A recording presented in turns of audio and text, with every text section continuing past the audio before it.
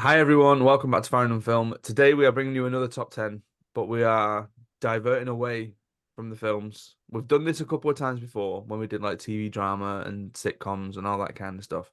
But I feel like we've sort of moved away totally, and we're doing top 10 video games.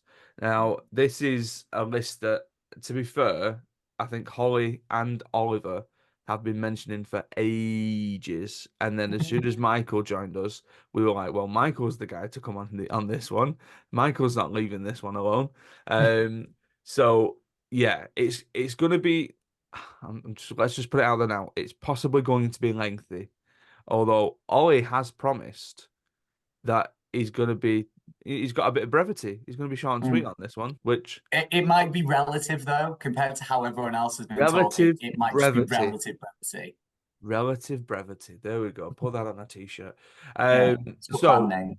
yeah, I think we've all got honorable mentions.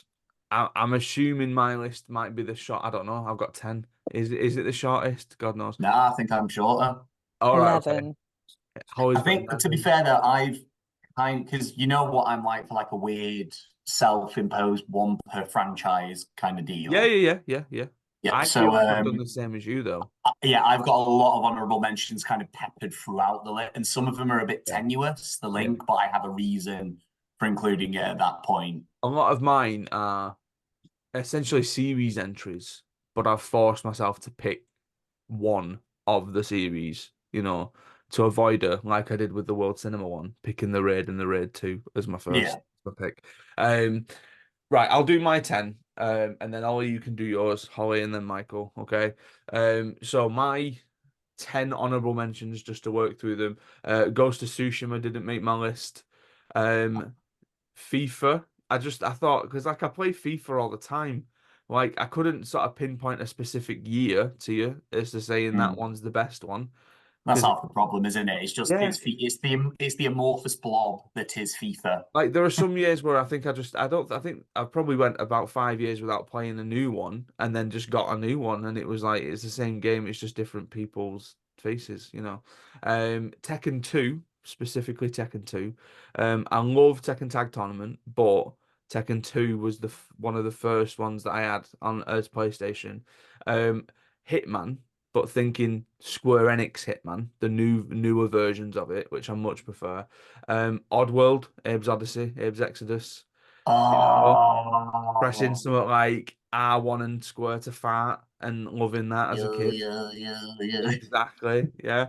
Um, Tomb Raider, but I've gone more the Tomb Raider reboot, uh, Yeah. 2013, and then the sequel. Although the last sequel that they did, where it had the sort of high frame rate, really put me off. So yeah.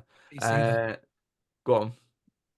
It's because you don't play PC. If you're on PC, that'd be Probably, fine. yeah. Oh God, he's made his way on. He's going to Here we spread his go. PC agenda.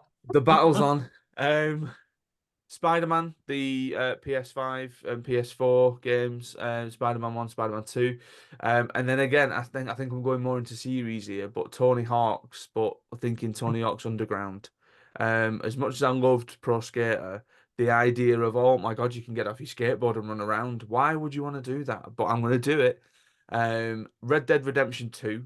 I've not done the first Red Dead, but the second one is just a behemoth of a game, and it was Oh God. great playing it all the way through.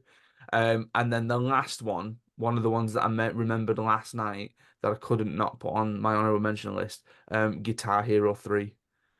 Because Yeah. if there's anything that I loved, it was picking up that sort of wonky plastic guitar, pressing those colored buttons. And then last year for my mate Stag Do, we went to I think it's called NQ64 in the Northern. Yes, and he's got the Guitar Hero Got the console near Guitar the Hero back, thing. Now, near the I Simpsons arcade machine. I absolutely smashed Priestess Lay Down, right? Because Yes. that's my one. I can get 100% on it, right? I was the top high scorer because everything underneath was like 400 and I'm like 59,000 and something. So either people are really crap at Guitar Hero or they're all just drunk. Uh, Yes. One of the two. So they're the 10. Genuinely, I think I owe a lot of my ability to play guitar to that game. It was great. I loved it. It was Yeah. it was me going, I can play guitar. No, I can't, but I can do Yeah. this. I Um, learned Lay Down by Priestess off the back of that game because I was like, this song is sick. Why have I never heard such a it good before? song. Right, so that's the 10 that didn't make my list. We'll come to my actual 10 later. Oliver, give us your few.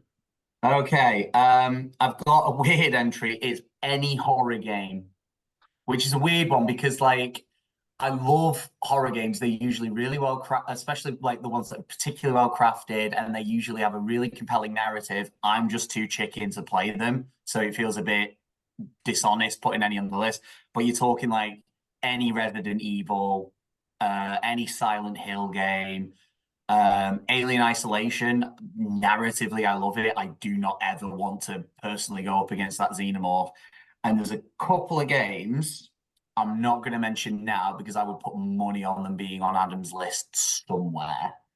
But again, narratively excellent, gameplay, like everything about it looks stunning. I'm just too scared to play it. James Bond games, not a single one of them made it on. I'm a bit too young for GoldenEye. I remember playing Tomorrow Never Dies on the PS1 a lot as a kid. And my main ones were Nightfire and Everything or Nothing on PS2. Hours put into them, loved those games. Toy Story 1 on the PS1.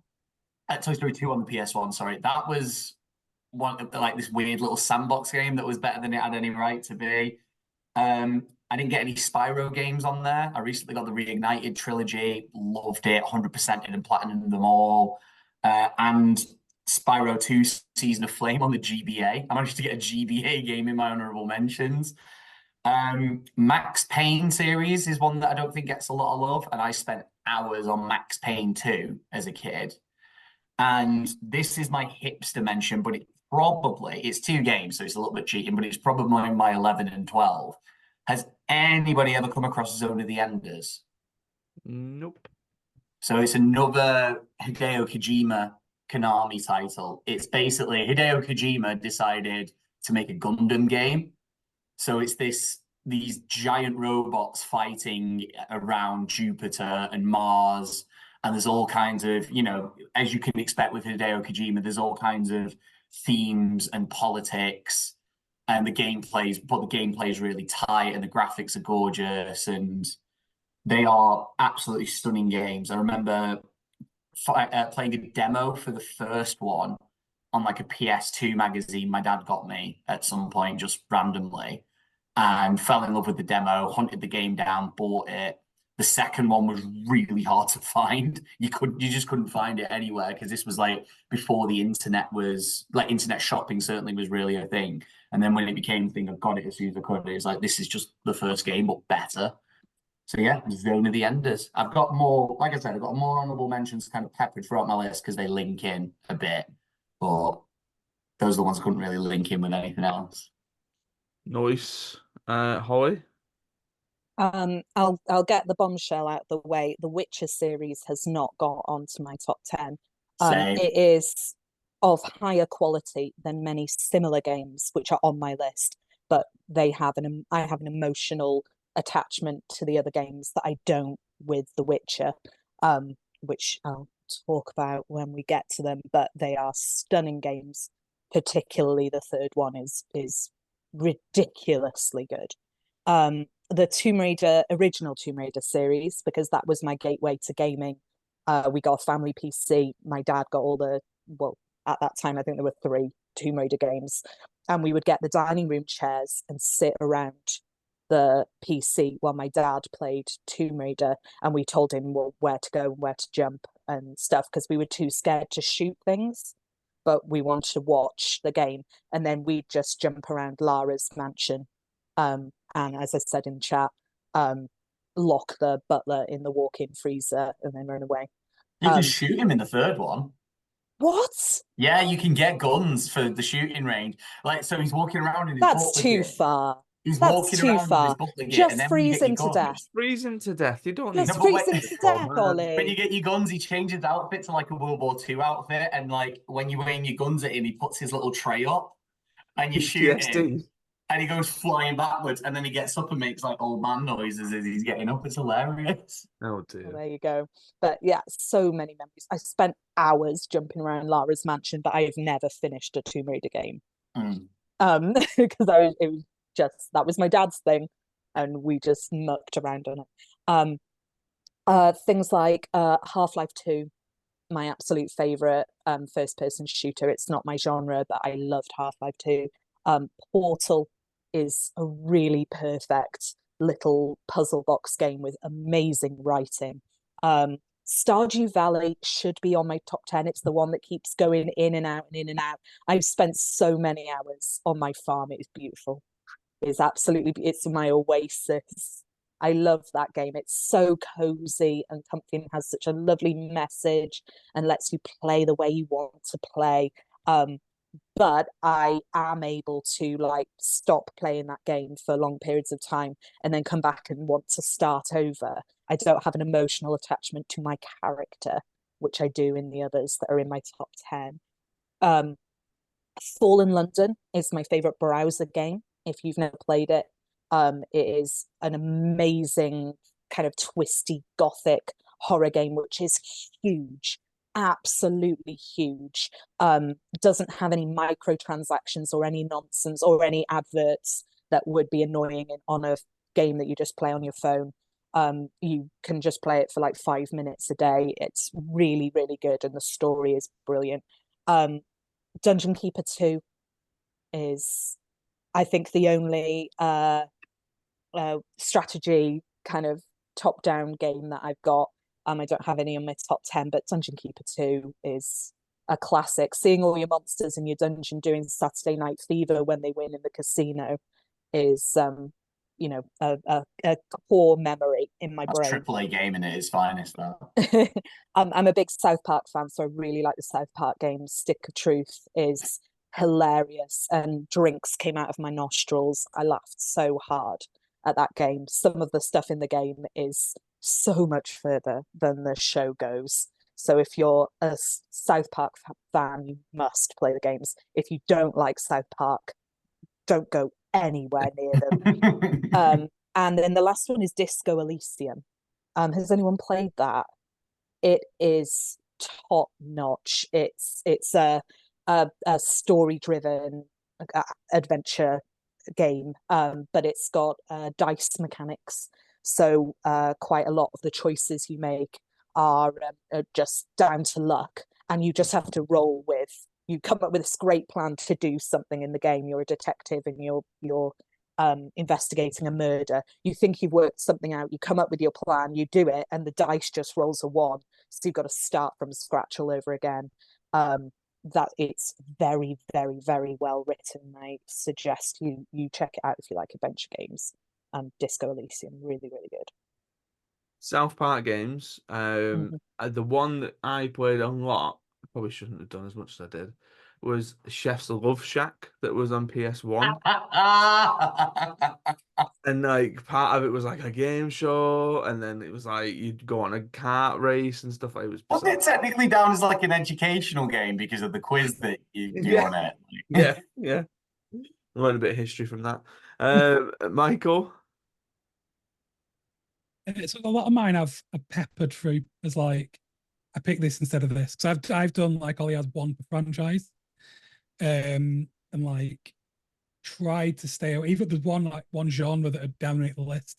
So I've picked one from that genre even. But I think the big one for me is like, for example, no Assassin's Creed game has made it in there. And I've played a lot of Assassin's Creed. Horizon Zero Dawn, which might be one of, I think it's the best PlayStation exclusive I've played for me personally.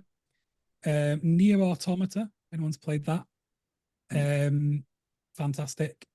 The Civ series and like Age of Empires and those kind of real-time strategy games. Bully Scholarship Edition. Don't know if anyone played that back in the day. Bully really went under the radar. Bully deserved it was so much more good. love than It was It really like good. GTA, but like more appropriate. I mean, it was still like all the stuff, like you weren't killing anyone. You were just like punching them instead. But it was such a good game. Dark Souls isn't on there, even though it like defined a genre. Souls like as a genre now. But for me, I enjoyed it, but I haven't played any of these sequels. That tells me it's not for me.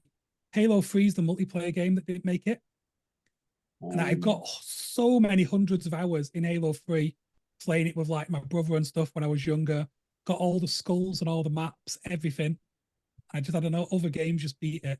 And I I think the forgot about really old Halo. ones would be like Need for Speed Underground 2, like in like year 7, year 8, I think I was when that came out, and I just played that non-stop.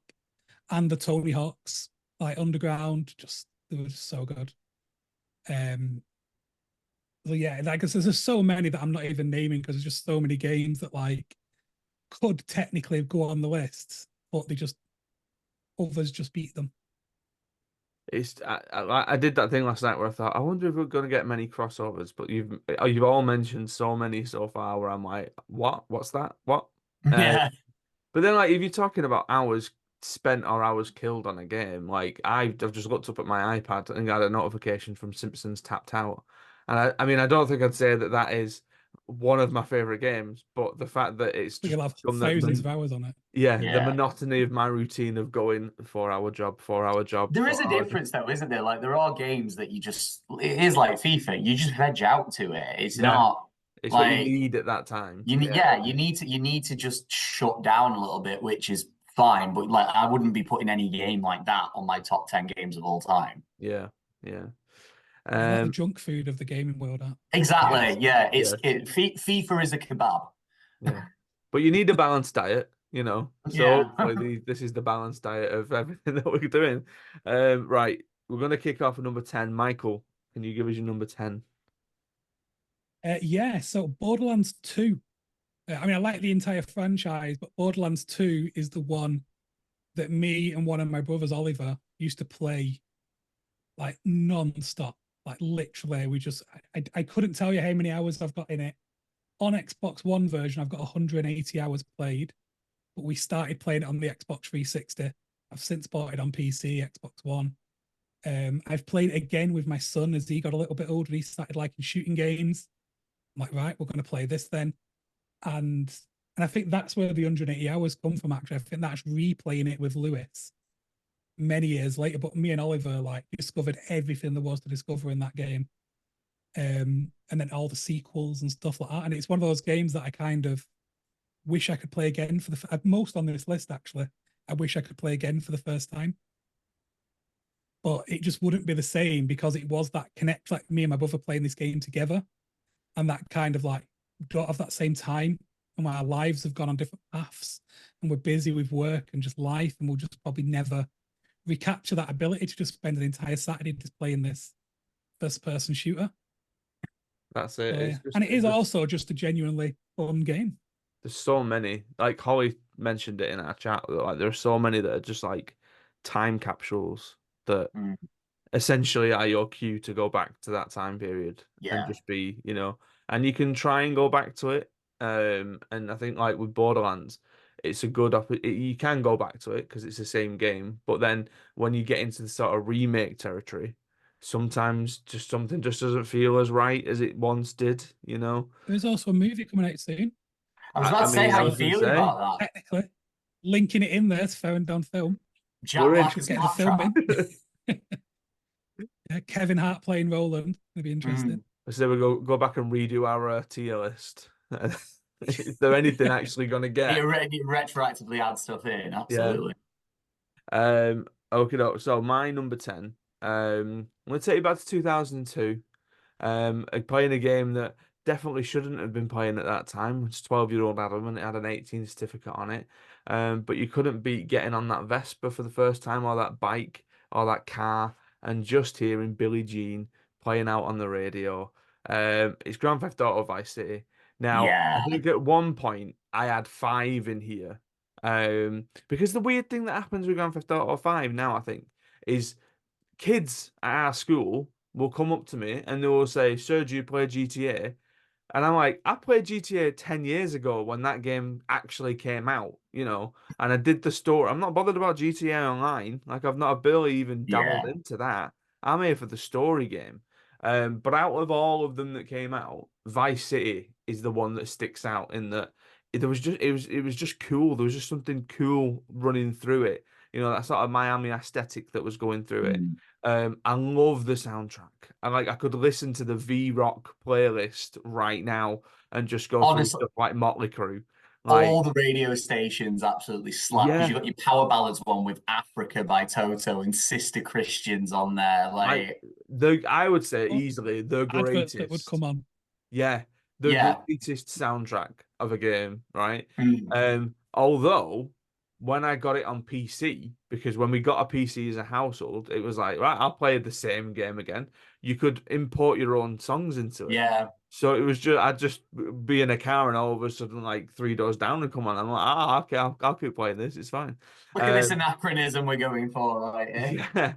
Um, but I think I finished it all the way through once, but it was more to do with that sort of just messing around and, shooting things and never really having enough money to buy a property, so having to go on a bit of a spree to get some more money and all that kind of stuff. But it was one of those games that I just couldn't stop playing and I loved it. I did play the remake when they released the remake, and again, something just didn't hit right. It felt a bit. Remakes weren't good, to be fair. They were like, No, because to be fair, I San did Andreas was really bad. It was see really because I've buggy not and touched San stuff. Andreas, but I did the third one, Oh, and I I finished the hated the third third one. one. Well, like I didn't mind the third one, but then when the remakes came out, I did the third one through the remake again, and that seemed Very fine. different vibe, isn't it? It's very Yeah, like New York Italian mafia kind of, yeah, whereas like Vice City's that like 80s Mm. corrupt Hawaiian shirt wearing police officer vibes. But I yeah. think as well, like mechanically, I think Vice City is probably the oldest one that you can go back to because, like, playing GTA 3, it does feel very early video game. Yeah, yeah. I'm sorry, GTA 2, like gunning down an entire line of nuns as they cross the road. That From a never bird's eye GTA ages. view. London. That will never age. Yeah, and I think like I enjoyed I enjoyed San Andreas. It just wasn't one that sort of clicked with me for whatever reason. Same with number four. Like there's a lot of lists when you go on like greatest video games ever that they put number four in. But five was just like unbelievable. Like five looked unbelievable when it did. And I think five is the only game that I have genuinely had through um 360, Xbox One when I had my Xbox One, and then I've got it for PS5. Like Mm. it's just and it just doesn't age that game. Yeah. No wonder they've held off of doing number six for To be others. fair, they've done a lot of work on Red Dead 2 Oh between yeah, then yeah, and yeah, since. yeah. Like, But like they don't need to keep going back to it, do they? Holly, you number 10. So I'm afraid my list is going to be much samier than you guys. I haven't gone through genres and said, okay, I'm only going to pick one from this genre. I've got three games which are the same genre from the same studio, which are basically the exact same game with a different filter on it. But I could not pick all of them because I love them so much. And this is the first one of those. So it's Dragon Age Origins from 2009 made by BioWare, which is a Western RPG. I I was thinking about The Witcher and how much better the Witcher series is than this game. It is much, much, much better. However, the analogy I would give is that Dragon Age Origins is Star Wars and The Witcher is Dune. Like it is, The Witcher is epic and cynical and psychological and political in a very grown up way, whereas Star Wars and Dragon Age Origins are the kid version, and it just has my whole heart and soul. I love Dragon Age Origins so much. My friend is also a fan, and she's an artist, and she painted me a portrait of my character in Dragon Age Origins, which I have, and I love it so much. It's yeah, RPGs. I've always for games. I've always been there for the story first, and slowly over the years, I've moved towards enjoying gameplay. But back in the days when I was just there for the storyline. Dragon Age Origins is twisty turny. It's kind of a little bit dark, but in a kid-friendly way still. And yeah, I adore how you can choose the way your story goes. You have companions, you can make friends with them. There's a love interest. You can be quite mean and ruthless, or you can be this paragon of virtue. Many of these games, the replay value is that you can play it again, being a completely different character. I have tried doing that probably 5 or 6 times, and every single time I get to a certain point early on in the game, about 3 hours in, where a character shows that they're disappointed in me, and I literally have to throw the keyboard away from me, delete the game, and start again as my original character who makes very good choices, and get to that point where that character says, "Oh yes, you are our leader," and I'm like, "Oh, thank God, balance has been restored to the world." So I've never replayed it as ruthless. I've never replayed it as mean. I always pick the same starting character. They always look the same. They make the exact same choices, and I happily go on my way when I finished it. It's like with Red Dead Redemption. I remember playing it for the first time, the second one, and thinking, I don't think I've made any bad choices here. But my little like cowboy filter was all the way into red. And I thought, what have I done wrong? Like, what am I doing wrong? And then purposely the second time thinking, I'm going to make good choices here. And it's like being nice and pressing the right response. And then someone would just come and punch you from nowhere and you're like, hang on a minute. And then you get arrested. Bizarre. You can't win them all, Hall. You can't win them all. You can't. I'm gonna find the picture of my character to show you guys, but it will be just take a moment. Um, Oliver, you're number 10. I've got my entry for a franchise I think is going to get a nice approving nod at the very least from Mr. Farrand here. Oh, okay. Because one series I got into, I'm not sure how I got into it given the time. I really didn't like the first one that much. Was Splinter Cell. Very Oh, that nice. is cool. That is cool. That is you. If Jamie ever asks, that is you. Yeah. Yeah. From olden days. Yeah. As I got towards like my mid-teens, I started finding it very satisfying in games like Splinter Cell, being able to kind of get through almost ghost-like and not be seen at all and stuff like that. And I really appreciated games like that. So I had to pick a Splinter Cell game, and I nearly went with Blacklist because the mechanics of Blacklist are great, the look of Blacklist is great, the story's great. Fantastic villain performance. I think it's Carlos Roja, I think his name is. But one thing I didn't like, and it's not his fault, is Eric Johnson as Sam Fisher, because he just isn't Sam Fisher. We grew up with Michael Ironside as Sam Fisher. And one thing I really think was missing from Blacklist was Splinter Cell's sense of humor. And that is in abundance in what I think is the most complete Splinter Cell game, which is Chaos Theory. That was the one that introduced the difference between lethal and non-lethal takedowns.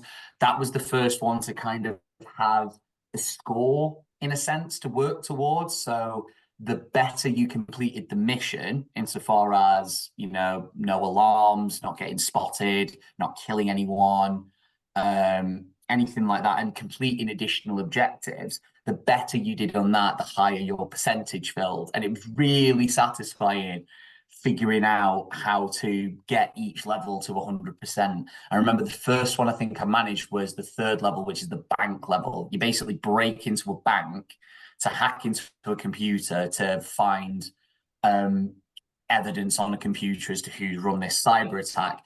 And all the while, you are going to steal some French bearer bonds to make it look like a robbery. And an optional objective is planting a bunch of emails in the executives' computers to make it look like it was an inside job.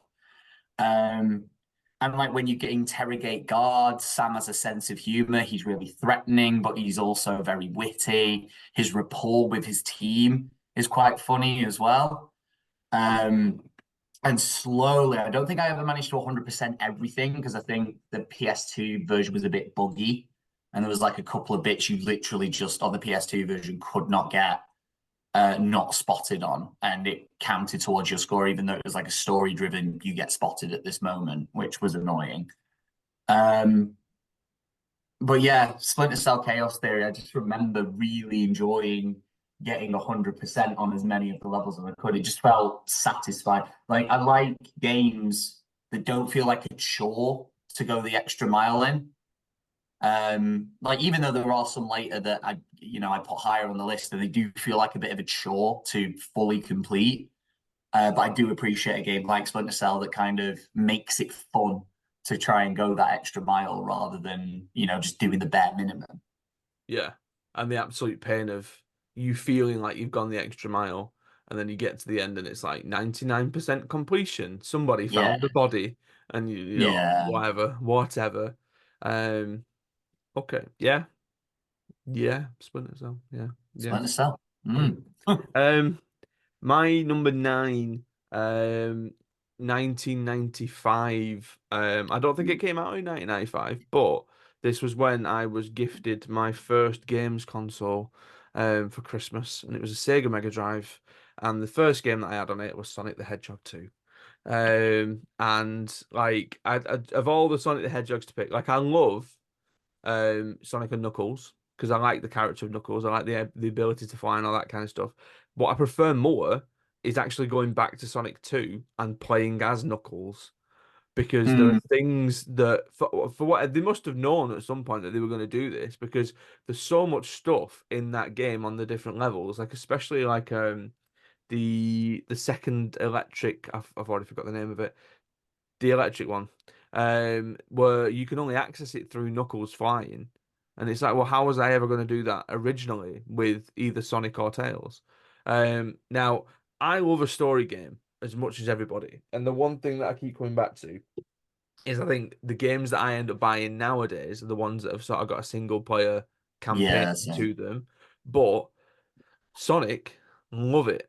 Like, I still go back to Sonic now and just have a go for a little bit, and it's either through the Sega Mega Drive classics releases that they've done, where they're trying to keep the aspect ratio, they're trying to do all that kind of stuff, or even the remakes that they've done through things like, I suppose, Sonic Origins with the game engine and all that kind of stuff. But this is sort of side scroller action game at its finest for me. I absolutely love it, and it's just popped into my head of something that I missed off my honorable mention. But I do want to give a bit of an honorable mention to the Disney tie-in games. So Ollie, you mentioned like Toy Story 2. Yeah. Lion King for Sega Mega Drive was really good. Aladdin. Aladdin was really good. Aladdin was sick. But then the Yeah. PlayStation games, Hercules, I really enjoyed. Hercules was Yeah. awesome. Tarzan I really enjoyed as well. So again, a lot of them were great. But my number nine, Sonic the Hedgehog 2. Have you played Sonic Mania ads? Sonic Man. Yes, I have. Yes, It's yes. I incredible. like that. Yeah, yeah, yeah. I wasn't too much of a fan of they've done like more recent ones where it's just 3D and like Yeah, yeah, no. I think not a fan of that. Sonic is I think Sonic works best in 2D. Like it's gone pretty. What were the two on the Dreamcast? Were they Sonic Adventures? There's like Sonic World They're was the another ones one, I think. I know. Yeah, Right. Sonic Adventures was good, but it was Yeah. like yeah, it was like the Dreamcast. It was very ambitious, but it probably flew a bit too close to the sun for the time. Yeah, yeah. But yeah, Sonic 2, I should have had that in my honorable mentions at least. That's literally the first like video game on a TV I ever played because my dad had a Mega Drive. He had, I don't remember I think it was PGA Golf Tour 94. Definitely. With the sort of And like bracket where you had to stop yeah, it. Yeah, yeah. and Sonic 2. And like you said, Sonic 3 and Knuckles, where you kind of mounted the games together, Yeah. was objectively better. Like the graphics were prettier, the music was better, like the ability to go hypersonic was great. But being supersonic and just spamming the levels in Sonic 2, Yeah. oh, Great. it was special, wasn't Great. it? Loved it. Holly, your number 9. Also 2009, Psychonauts. which is a Yes. platformer from Double Fine. I used to read The Escapist, which is like a gamer online magazine. And they had and probably still do have a columnist who called himself Zero Punctuation. And he had 3 games which he said were perfection, and he judged all other games by these 3 games. One was Portal, one was Prince of Persia: Sands of Time, which I also think is fabulous, but just couldn't find a place on my list for. There's Ollie's first. Oh no! Forgot the Prince of Prince of Persia: Persia Sands series. of Time God is damn. top notch. But the third one is Psychonauts. And it was his recommendation that made me go and buy it. And it is fantastic. It's about a summer camp for children with psychic abilities. And that's the least surreal thing about it.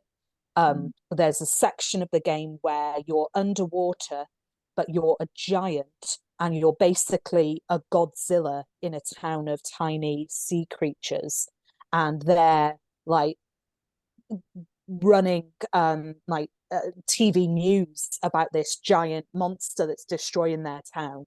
So you're trying to get through the town, batting away underwater helicopters, and at the same time not killing all these tiny creatures, so they'll help you.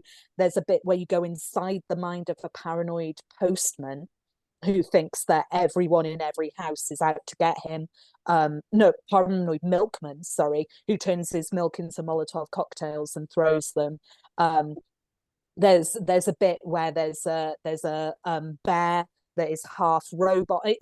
Everything in this game is mental, absolutely crazy. Quite literally. Yeah, but it's wonderful. It's so witty. The writing at Double Fine have done some amazing games. They were a splinter group from LucasArts when LucasArts went bellies up.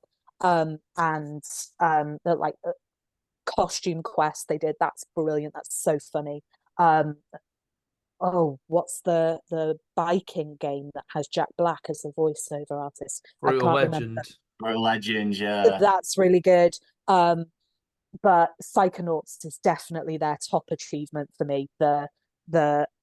It's laugh out loud funny. It's crazy. It looks gorgeous. It just keeps going. There's so much to do.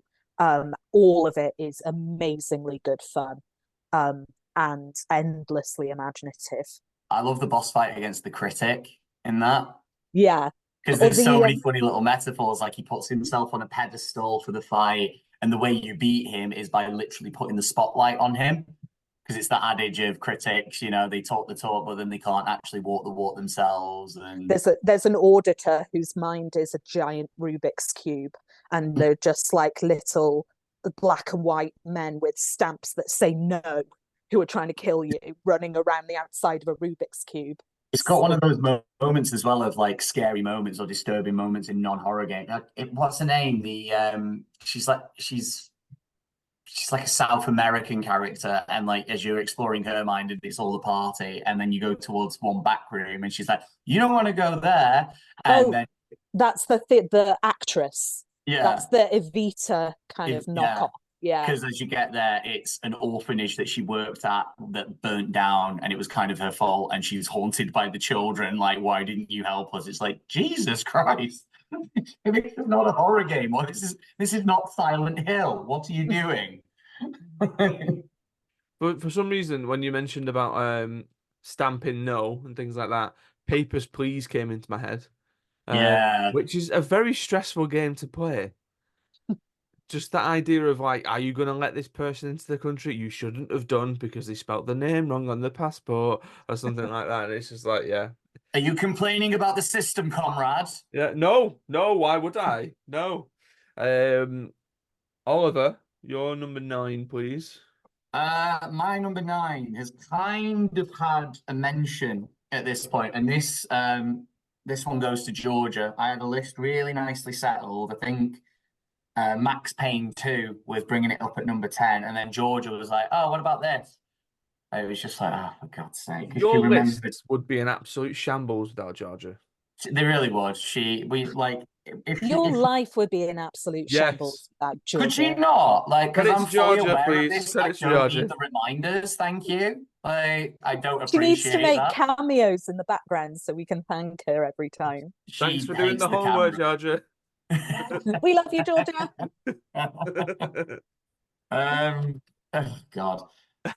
She remembered it was mainly at university that I actually played this, and it was just because it was one of those games I always meant to play, and someone just happened to have it on their Xbox 360. It's Portal 2. It is easily, by a distance, the funniest game I have played. By a distance. There are a lot of games that set out to be funny. I haven't played Borderlands, so I know Michael would probably champion that a bit more. And I know Borderlands is really funny. I've not played the South Park games. That's a very different kind of humor. And I love South Park. I would probably love the humor in the South Park games. I never get around to play them because I'm not a big fan of, because they're all kind of RPG based games, aren't they? And like RPG isn't. I like sprinklings of RPG rather than full-blooded It's one. it's not a full-blooded one. I reckon you'd like it. But Portal 2, just to take that FPS mechanic and make it something completely different. Like, again, there's something very satisfying about completing a room that you've spent however long trying to figure out and getting a new bit of very organic dialogue. Like Stephen Merchant's performance as Wheatley in that is one of my favorite in any video game. He's absolutely brilliant. Like the idea, whoever thought to cast him as an incompetent robot who ends up becoming the main villain, it was just a stroke of genius. I enjoyed every second of it. And it does something as well that I think a lot of other games really struggle with. Like, I generally hate silent protagonists.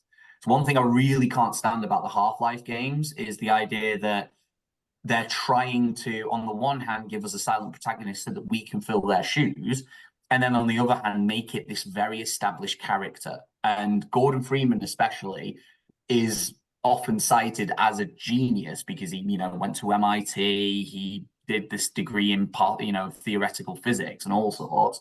And yet he never has anything to say. He never has any input or kind of agency in the decisions that go on in the game.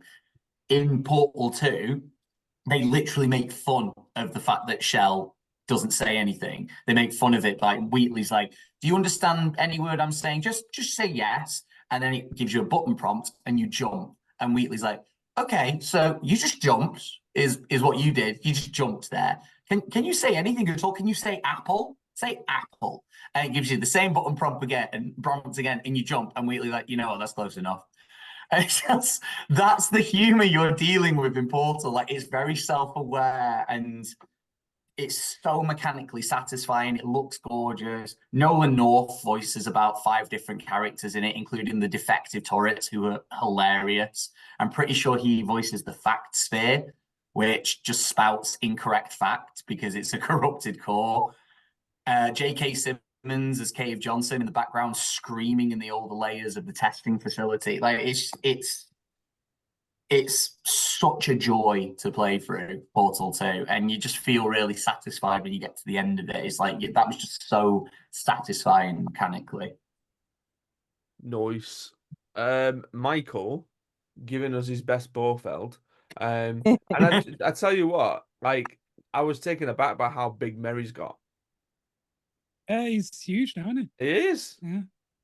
Look, I was going to say, surely always got the felt a same little issue, bit of body but like, shaming there. oh, the cats in Ollie's house are more like house guests. Yeah. Like, lodgers. I mean, if my dad's cat was here, because he's a rag doll, so he's like that big. It's huge. What's your number Too much attention, 9, Michael? My number 9 is kind of an odd one in a way, but if you look at the rest of the list, this one definitely is going to stand out from the rest of the list. But it's Minecraft. Okay. And it's for many reasons. I first played Minecraft not long after its first public release on PC. I could not tell you how many hours I have in Minecraft. I've got 1,176 on Xbox Series, like alone. And it's the first son I ever played. First game I ever played with my son. That's the like game that I got him into playing games, and now he's just like a mini version of me. And I played it with both my brothers. I've got Nella to play it. I've like Ed, most of like some of the fondest memories of like playing games with my son are in that game. Like I have a save that if it was a person would be 14 years old. And Wow. for those 14 years, I've consistently added to it. And it's been through, it was originally an Xbox One, no, sorry, an Xbox 360 save that I updated to Xbox One. I moved to Series X. I've got a backup of it on PC just in case anything happens. And me and my brother created the same world at the same time and competed to build the best castle. And we just slowly over the years have added to it. And it's just this like, I think it's like 2 gig, the save file. It's massive. What? It's ridiculously big. I've got a rail cart on it that takes 15 minutes to get to the other end of. That, you know, I mean, it's just insane. And there's a bit, not long after my son started playing it properly, there's a huge roller coaster I built in a corner of it somewhere that took me, I think, a day and a half to build. And it took Lewis maybe 30 seconds to blow it up with dynamite. And I was like, thanks. Thanks, Sam. And he just hadn't having no idea how much he'd absolutely devastated me because I thought, oh, I built this really nice thing for you. Look how great this is. Nah, don't care. You're grounded. He was like Why? 5. You He was blew my like thing 5 up. at the time. So he was like, oh, what happens if I do this? Boom, gone. And then like all the wolves got angry with him and attacked him. And then he got really angry because they all killed him and he wasn't happy. But no, it's just, like I say, it's the only non-RPG on this list, actually. Because mainly I like RPGs. But there's just so many really lovely moments attached to it that it's always gonna. So as a game, I couldn't put it above some of the others in the list for like pure as a game, but for the memories attached to it, and the fact that like I will still play that game every now and again with Lewis, just means it couldn't not be in the list somewhere. It's like Michael's last will and testament. Like, here you go, Lewis. You get the 2 gig Minecraft save. Yeah. Like, thank you. Imagine if that data gets corrupted. Like, I can imagine you needing time. Oh, no, I've got backups of it in so Don't many give places. him this. Let's say hypothetically. Let's not say. Let's not put that into the universe. Don't give him this. Let's not do that. Let's not do that. Let's not go there. I read a Reddit story not so long ago about someone deleting all of someone's PlayStation saves, including like massive, like 500-hour plus games, and they split up over it. Wow. Absolutely. It was a brutal story. 100%, yeah. More effort put into that. That's why. Because I played Minecraft with my brother, and I must admit, I don't think he was the best person to show me what it was. I built a house, and then there was a pig in it, and then a wolf came and ate the pig. And then I pressed a button, and I ended up digging myself underground, and I just got a little bit stressed out with it. But it's one of these sounds things. like a Grimm's fairy tale. Yeah. I might have been There was a dreaming. pig, and then there was a wolf, and then it was underground. Underground. And then the house got blown down, and you dug a hole. That was it. The amazing thing about it, though, the game today isn't the game that got released. The core elements are there, but because it gets updated twice a year, with new content, like it is literally just getting bigger. Isn't like a every full single on year. like campaign and story mode to it now and everything? Yeah, no, it's like a genuine. Although there is a story mode version of it, which is like an interactive film, I like do the remember. Telltale games. I do remember creasing with laughter. I remember seeing a clip where the protagonist is like looking worriedly over this pig, and the pig then dies.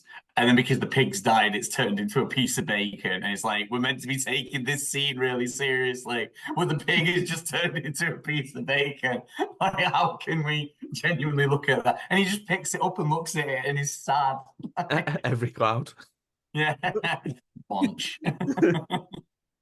Holly, you're number 8, please. Hey, this is the one that I added back into the list this morning, because I just love it too much for it not to be on the list. It's 1997 action adventure game called Little Big Adventure 2. Has anyone ever played this? It's I feel like PC I've heard of it. only. So the protagonist is called Twinson, and it was released multiple times. Sometimes it's called Twinson's Odyssey, but the original title was Little Big Adventure 2. We had it on our family PC the first time we got a PC at our house. We had all these Tomb Raider games, and we had this one. My dad wasn't interested in playing this one, so this one was just ours. And it's very cartoony, colourful looking. The main character is just this kind of like bobblehead style character. He's wearing like it's just like a blue triangle because he's wearing a tunic. He's bald except for like this ponytail right on the top of his head that bobbles around. And he doesn't have very defined features. It's very, very cartoony. And most of the people who live in the village that you start off in are like elephants or rats or something, and they're just walking around wearing raincoats that are also triangles. We played this game, me and my brother and my sister, we played this game for literal years and never left the first island that you're on because there was a scary crab guarding a cave, and the crab scared us the first time we went there. And so we never went back to the cave. We just ran around this very small island, interacting with all the villagers in this island, hitting things. It's got a weird mechanic where your main character, you have to put them into modes. So you have running mode, walking. You can only talk when you're in walking mode. Aggressive mode, which is where you walk around grunting and doing this. And it's just endlessly funny to put your character in aggressive mode and then just walk around. Literal years we played this game walking around this one island. And then we found a glitch that put us on a boat to another island. And I genuinely, in my life up to that point, I was probably 9. This was the most exciting thing that had ever happened to me. We couldn't stop screaming. My parents were like, "What is happening?" We're like, there isn't just another island, guys. This is a game about space travel. When you get past the prologue that we spent 2 years on, if we've walked past one scary crab, we'd have worked out that this is a game about space travel. Oh my Was- days. The literal other planets. Was that scary all crab we like the most did- basic enemy in the game as well? Oh, like one kick in aggressive mode would have had him gone. One kick and aggressive mode. Well, all we did was just walk around accidentally punching the Finish neighbor him. elephant in his Macintosh and laughing and running away in running mode. But when we actually just hit a glitch that you weren't supposed to hit, suddenly we were on this amazing game that we thoroughly enjoyed and probably spent the next year actually playing properly like a normal person. But I have no idea how many hours we put into that. It was just a physical CD that we put into the PC, but way, way too many, doing absolutely nothing. But that game just has amazing memories of just sitting with my brother and sister and us taking turns of playing it. And just this moment of complete excitement and joy at working out that there was a little bit more of this game for us to explore, only to find out that there was a lot more of this game to explore. It's getting a remaster, a very, very big, very ambitious, crowdfunded remaster, which I keep getting updates about, and it should be next year, and it's going to be brilliant. Also, shout out, it's got the only pregnant computer game character that is playable that I've ever come across. Oh. And I always said that if I ever go to a convention and I have to dress up, I would dress as Zoe, Twinson's pregnant wife, in Little Big Adventure 2, who you can play as for a like short amount of time in the game. You should have strong armed that into World Book Day. I should have. Yeah, the bald cap and jiggly ponytail right on top of the head would have gone Yeah. down a treat. Very Abe's Odyssey. Nice. That sounded like Tomb Raider insofar as like certainly this is what I did. I never really got into the main game of Tomb Raider because it was just such a difficult game for the age I was. So I just spent all of my time on Tomb Raider in Laura's mansion. Mm-hmm. You just didn't you didn't do anything else. Like you just prattled about the mansion until you were bored, and that took a Jumping very, away very from the tiger, you know. yeah. Yeah. We played the first Resident Evil with my dad. Oh, Um, gosh. yeah, and we were forever in the downstairs bit. In the It took hall. it took us weeks to figure out that you could play as Jill as well, because we were forever playing as, I think he was called Chris. Right. And when you play Yeah. as Jill, it's easier because you get a lockpick, you get more inventory You get a slots. gun. That was the Yeah. key thing, because we were playing as this guy who had a knife, and every time a zombie approached us, we were trying to stab him with a knife, and nothing, and we'd just die every time. So then, Yeah. like, the week later, we go back to my dad's, and he's like, "I've realized you can play as the girl."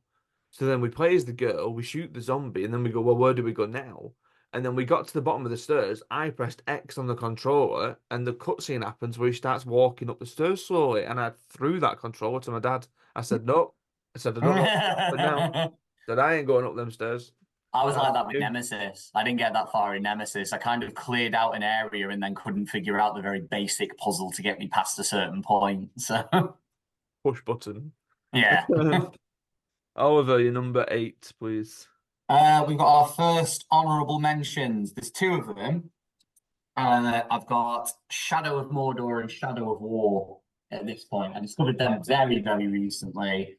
The Nemesis system is genius in that, as a side note. Like this idea of like explaining why you die but you come back, the mechanics with which they've done that. I don't know if they're going to appear in Michael's list based on what he said. I can imagine him wanting things a bit bigger, and I get that. It feels very Lord of the Rings as well, but the reason I love those games as much as I do is the combat system. And the combat system from the Shadow of Lord of the Rings games is ripped. It's used from the Arkham series. I've got to get an Arkham game in here because I remember playing Arkham Asylum and falling in love. I thought, oh my God, I'm like, what the hell? I am Batman. And then I realized I wasn't, because Arkham City came along and did it way better. Because my number 8 is Arkham City. It's just, I struggle to think of anything that is wrong with that game. It's such a good story. It's maybe my favorite performances of arguably the best of the people that did it. Like, it's definitely Mark Hamill's best Joker performance. It's certainly his darkest. Kevin Conroy is just so grounded as Batman in there. Everyone is so well realized. Like, there's so many like individual threads that would make a great game in and of itself. Like, even Hush's little side quest is good. The Riddler trophies aren't annoying at this point. They feel quite organic to get to, and the satisfaction of actually beating him to a pulp when you finally get him is great. There's the little blink and you miss it quests, like spotting Azrael off in the distance and going to him. The side bit with the Mad Hatter is mental. Like, I love that you fight on a giant clock and you've got a mask on because the Mad Hatter is just a mad bloke. Hugo Strange is fantastic. Like, it's so seamless for it being as open world as it is as well. The way it kind of guides you and the way it incorporates Batman's detective work. That boss fight with Mr. Freeze is still one of my favorite boss fights of all time, because stealth games like that, it's so like the rest of the bosses that Batman faces, it is very just punch me a lot. And I'm not a big fan of bosses like that, where it's like, oh, I'm a boss, therefore you've got to shoot me lots more times. Whereas here, you've got to be methodical, and Mr. Freeze learns from it, and you can't use the same method of attacking him twice. And there's loads of little get-arounds. Like, I don't know if people realize that you can destroy the statues he's made of his wife, and he gets very angry at that, and it kind of leads him that way, and then you can get behind him and get him that way. It is just such a great game. And that payoff at the end where Joker just very unceremoniously dies is chilling, and he carries him out like Cain and Abel. I've never played Arkham Knight, largely because of a lot of the bad press it got. I know a lot of that was around more of the PC release, but it does sound at that point that that's where the Riddler trophies started getting a bit silly, and like the mechanics got a bit too clever for their own good. Whereas Arkham City just feels like this really good, tight game that Arkham Knight sounds like it just lost its way a little bit. I think Arkham Knight gets a bad rap. Mm. And you do spend a lot of time in the Batmobile. Mm. There's a lot of sort of side missions where you've got to shoot things and you've got to go and do something and the Riddler stuff, like a lot of the Riddler stuff is in the Batmobile because it's like there's like racetracks and stuff like that and pressure switches and all this kind of stuff. The second one is easily the best one. Yeah. Yeah. And like playing as Catwoman and getting the ending where she like leaves and just says screw him and then the Joker wins. Like, it's great. Yeah. The Mordor games, I'm with you. I like them. I like the sort of combat of them and all that kind of stuff. I remember with the first one thinking that I'd finished it, and it turns out I was only halfway through because it opened up Yeah, you'd part finish of it. Mordor and then you get to Yeah. The thing that bugged me the most about that game, and it was my own sort of like begrudge to it, was I think I'd got so far and I was so leveled up and all that kind of stuff, and I'd been in fight after fight after fight after fight after fight, and instead of like healing or getting new health or whatever, I went into another one, and the level one piddly little thing beat me, and then ended up getting up the chain and all that kind of stuff, and it was just like, who is this kid, you know? Michael, you're number 8. Number 8 is the entire franchise, but specifically the third one. So it's the BioShock franchise, but specifically BioShock Infinite. One is good. Two's not as good as one, but it's still good. But I think BioShock Infinite just takes it so far. Like the narrative of BioShock Infinite is so good. I don't know if Sky everyone Racists. here has played it. The Sky Racists. And then they're like, you're going for, and you're kind of seeing this, what looks like a beautiful paradise city floating in the sky. And you, because they are all sky racists, you do slowly see the kind of rot underneath it, and it's very slowly and cleverly revealed to you because you're this outsider who's arrived who doesn't share their ideals. And there's more to it than that, but kind of, and I can't say too much without ruining a very important part of the story.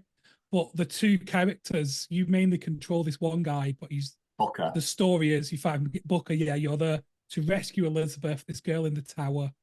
And the kind of the way their relationship develops and just everything about it is fantastic. There's little choices you make, like in the first one with like the rescuing the little sisters or killing them has an effect on the outcome. In this, little choices you make kind of mold who she becomes because she's never been to the outside world. You're the first person she's met, and she's this very capable person, and depending on how you let her experience the world, she's either going to become a very good powerful person or a very bad powerful person.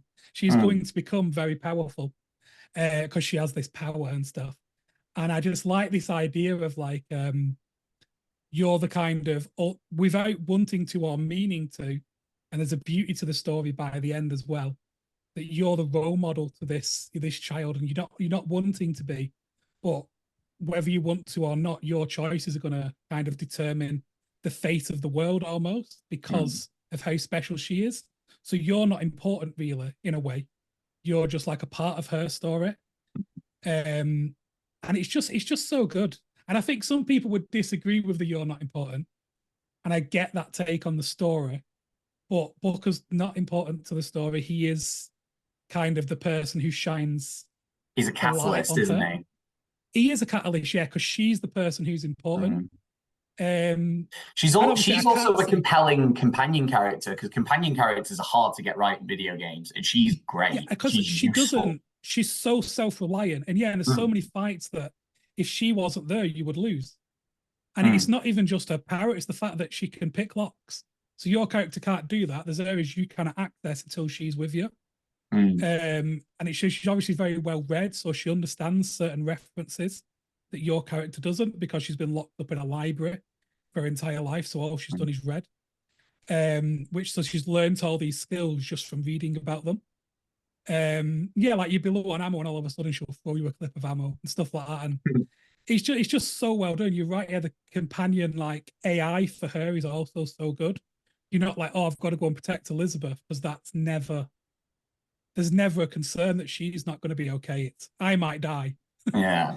Like she'll be fine, but I might die, so I need to be The careful. music in it's great as well, and I love how they explain what they do with the music. Like there's kind of barbershop quartet renditions of songs that came way after the time is set, and you're like, oh. And I think it's that, and number one does it the same, where you kind of, the technology is really advanced, but you're kind of like in the 60s with people of mindsets from the 30s.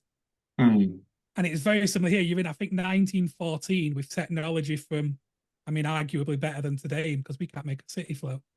But their attitudes and the racism is very much like 1800s. These are people who are upset that slavery ended, and they created this city to like, because they weren't happy with that. So they're going to have slaves in the sky instead. Theory about who Songbird is? I haven't actually, no. Oh, you've tried not to spoil it on here, but it's meant to be a similar relationship between Booker and Zachary. It's meant to be the same as that, according to the theory. Because there is like a symmetry to a lot of what happens to all three of them towards the end. And it explains Songbird's motivation, if anything. Because Songbird like a pre-Big Daddy as well, is the idea that you get, is that Songbird is pre-Big Daddy, kind of a precursor to that. They don't exist in the same universe, do they? BioShock Infinite and BioShock 1 are different universes, which is why the post-game DLC, where Elizabeth goes back to BioShock and sets the events of BioShock 1 in motion by traveling to that universe. Oh, when Atlas is doing the ice pick lobotomy. Oh my God. Yeah, and she literally sets up so that the ending, like the good ending of BioShock 1 can happen.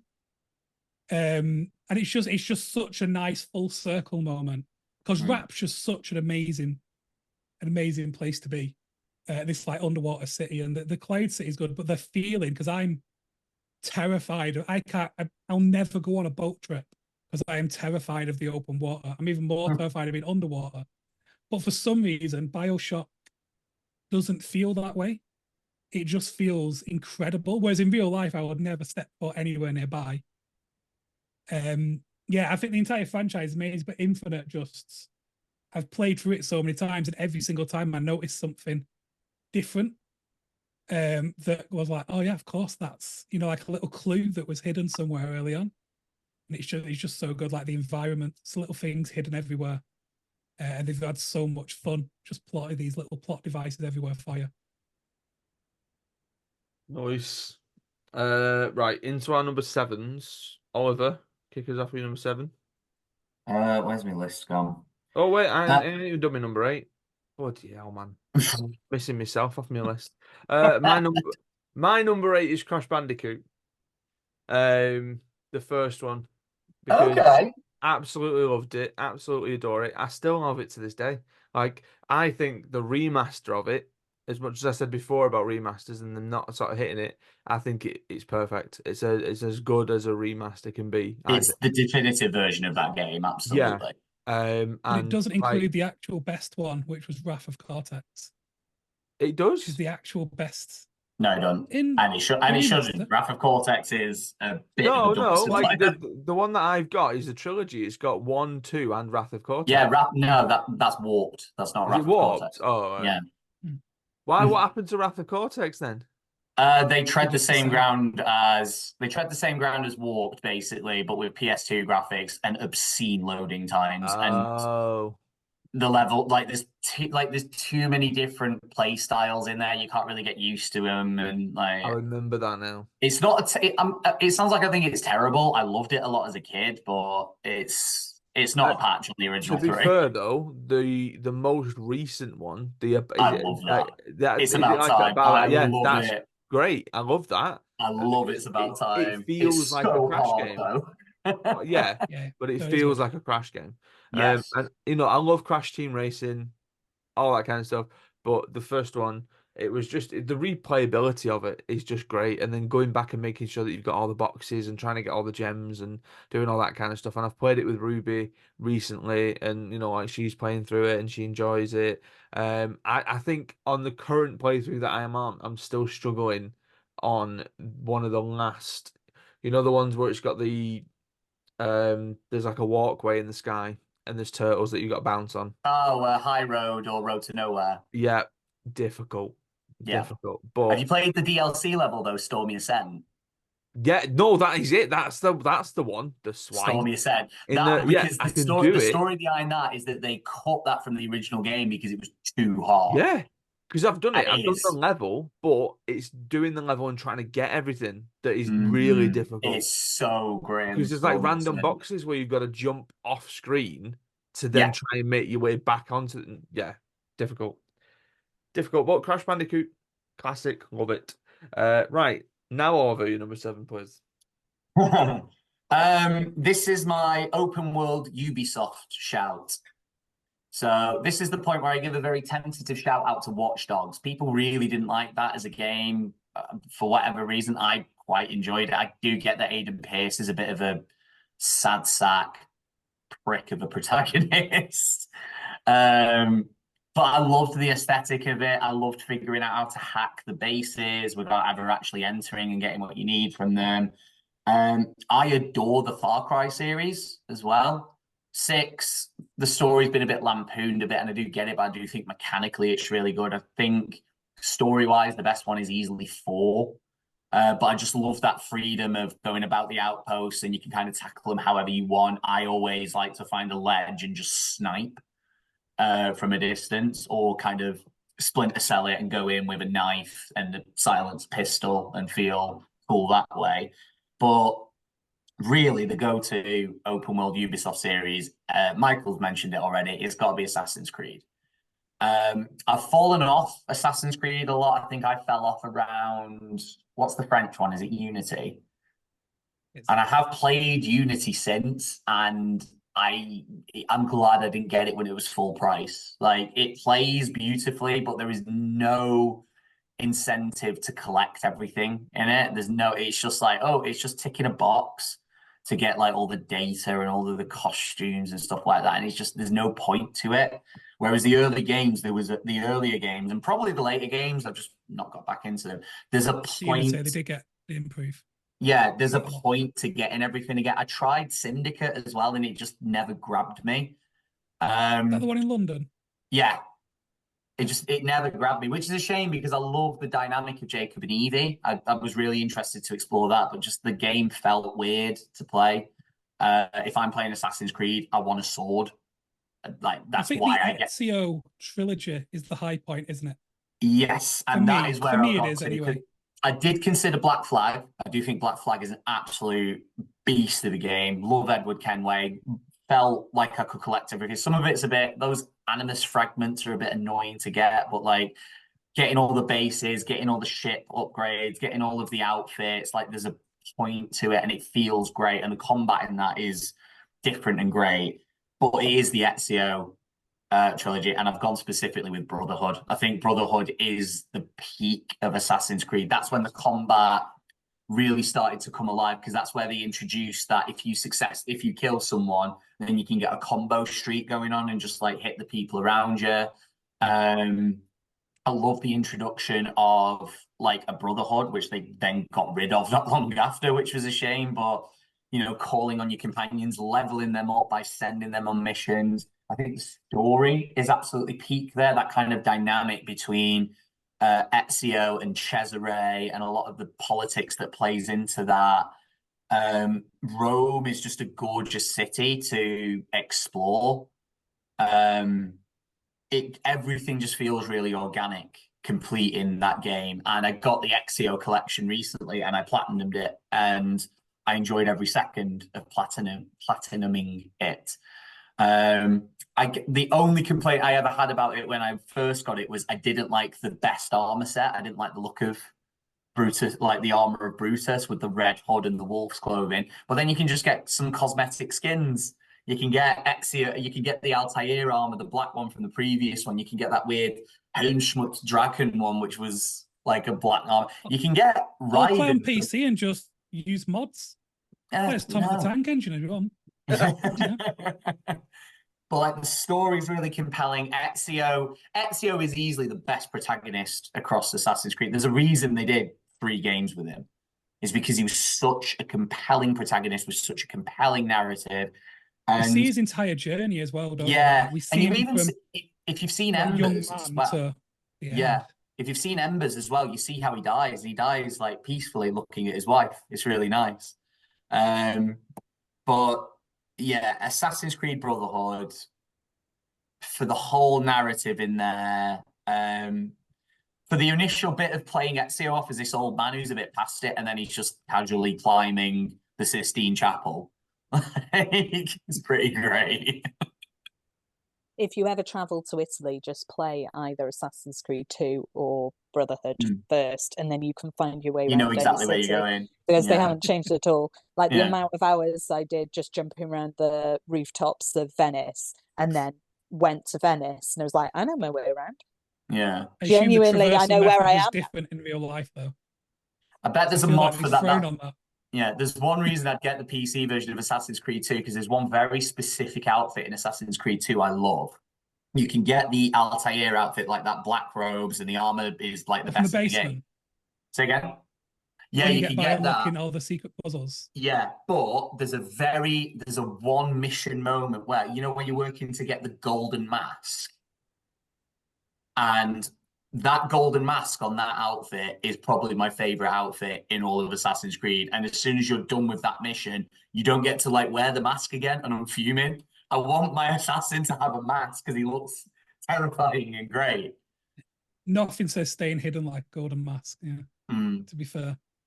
I mean, to be fair, he's an armed to the teeth like guy with a Venetian cape. He's already standing out. You might as well. Yeah, but he puts his hood up. Like, and how would you ever know? Because other people have hoods too. Yeah. You know, that reminds me as well of that. I think it's The Witcher 2, where they take the mick out of Assassin's Creed because there's someone who looks like an assassin dead next to a hay cart. The hay bale. Because he's jumped off the tower to go in there, and Geralt looks over him and is like, idiot. Right. Michael, your number 7, please. My number 7 there's clues in the background behind me, which you may have noticed to what my number 7 is going to be. But it's The Witcher, specifically The Witcher 3. I'm surprised it's this low, to be honest. Yeah. I'm really surprised. So am I, but I think it's because everything before this is either a core game or it's one of the reasons I ever played this game. Like, I'd got into open world RPGs. The Witcher 3 is a game I tried, I think, 3 times without successfully getting into it. And then eventually I gave it, I don't know why. Everyone online's always like, it's amazing. I thought, you know, I'm going to really power through it. And now I don't even know why I didn't like it at first. Like, I literally cannot work out why I didn't immediately love this game, because it's got everything I want in a game. But it's just, because I'd never played 1 and 2. To this day, I've only ever watched playthroughs because the actual gameplay is trash in 1 and 2. I've given them a go and I just can't get past it. But I have watched the like story on YouTube. But yeah, Witcher 3 for me was, one, the story's amazing, like, and the relationships and everything are just like so organic, and just like the entire world's so good, and the people are like realistic grey people. There's not really anyone in the game who is completely good or completely evil, and I do like that. I mean, there's a few who are pretty completely evil, but there's no one who's truly good, which mirrors humanity in these difficult times quite well. But I think also gameplay wise in free on deathmatch difficulty, is one of the best gameplay wise. Like the challenge is perfect because it's really hard, but you have all these different toolkits and you can choose how to. So I've completed that with all of the Grandmaster armor set playstyles. So I've done the, using Quen heavy attacks. I've done the cat school fast attacks. I've done the wolf school decoctions, that's how you say it. Decoctions, potions, and bombs. So I've done all the different, and every single one of them, gameplay wise, feels completely different. It's just so fluid, and yeah, it's just. Well, so the real meaty question is: have you tried to simultaneously romance Yennefer and Triss? No, because I don't understand why anyone would romance Triss. That's because cannot... you haven't played 2. People love possibly, people love a redhead. 2. No, She's as do I. But Yennefer's just so obviously, if you're looking from Geralt's perspective, Yennefer is so clearly the person who he's in love with. Like, and also I did once in the last wish quest turn Yennefer down, and she's really sad in the next scene, and I restarted the game. Like, I'm like, I don't want to know what happens next. I don't care. It's just wrong for him to just turn around and go, yeah, actually, I don't feel anything for you anymore. And it's just like, that's not true. Have you That seen just what happens from when that you try and moment, it romance was. them both? I know you get there's a moment where you think they're both going to be okay with it, and they actually just teleport you away or something. All in the place of the bed. Yeah. They're teleporting you away as if you annoy. Yeah, and then neither of them will speak to you again. Yeah. Which is what he deserves, to be fair, in that. But that's not the real. Hey, that's not canon. If they're both canon. up for it, consenting adults. No, Geralt and Yennefer is this you looking canon. for like a, what was it called, hot coffee or fresh coffee? Hot coffee, Lord. Let's not go there. Right, my number 7. I think I might be the first person that's going to mention this. Is Pokemon Red. Now, color wise, I think I got Red, or I asked for Red, because I always pick Charmander. I think he's the right choice. He's the only choice there is. Yeah. Like, for a child, as an adult, but Squirtle is the best. Who's picking Bulbasaur? No, you get grass type and water type early on in the game. Yeah. Everywhere. You don't get fire type until you get to the volcano. That's nearly at the end. Exactly. Everyone knows you can what catch to you do, can catch Michael. a Vulpix or a Growlithe before Saffron. Yeah, but I mean, okay, but hear me out. Before Pokemon Erica's Yellow, gym, you get a Pikachu. So and you can get all 3. Yeah, right. I played Yellow, right, and I was like, yeah, because to be fair, it felt more like the series, because it was like Ash is stuck with a Pikachu, you're stuck with a Pikachu, da da da. But Red for me, like the original 150, right? Maybe an aside of like counting Mew in for 151. How long did you try and find Mew under that truck for before you gave up? Way too long. Way too long. Right? But then also that sort of like going up and down the edge of the lake. Missing no.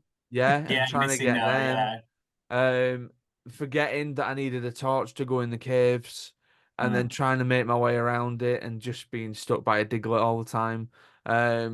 But yeah, I love the game. It's one of them where I said this in our chat that I wish I could play it again, and I know that there are ways to play it again. I know that there are ways of like getting an emulator and doing all that kind of stuff. And to be fair, I think I did do that a couple of years ago. But I want handheld. Give me a Game Boy. I think the problem with going handheld again is that the emulator sorted out a lot of bugs, because those first generation Pokemon games were broken. Yeah. Like they were absolutely, like they were so easy to just bug to death. But they made Fire Red and Leaf Green are both pretty good remakes. Like the Pokemon remakes are all pretty good. Yeah. And I will also say, as much as people dislike it, Pokemon Let's Go Eevee and Let's Go Pikachu, I wouldn't want every single game to be made that way, but to like experience that world of like a few years later, or kind of like, Red and Blue have gone on their journey, and you're kind of the next kid from that time to go on the journey. The different gameplay, and it's a fun different way of experiencing Kanto.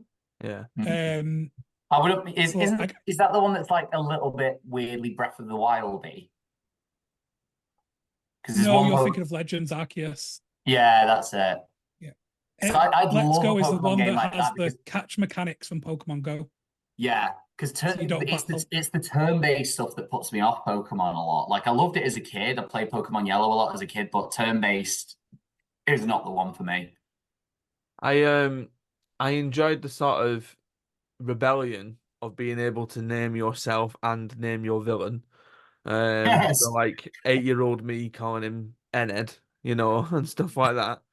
Trying, Chode. Did you trying to write. did you start naming all your Pokemon before you realized that they had to go into a computer and then forgot instantly what you called random Pokemon Yes. that I have you never never nicknamed a actually Pokemon. use? But then you need to Yes. get them out of the computer and you cannot, for the love of God, find this thing I'm that like, This you one who's Pokemon. Jeff? Why did I Who's name Jeff? an Yeah, Onyx Jeff? You yeah. know, like every whatever. time. I do it My every time. my cousin, I no idea how they did this to this day. My cousin got hold of my version of Yellow and just gave it me back with a really smug look on the face.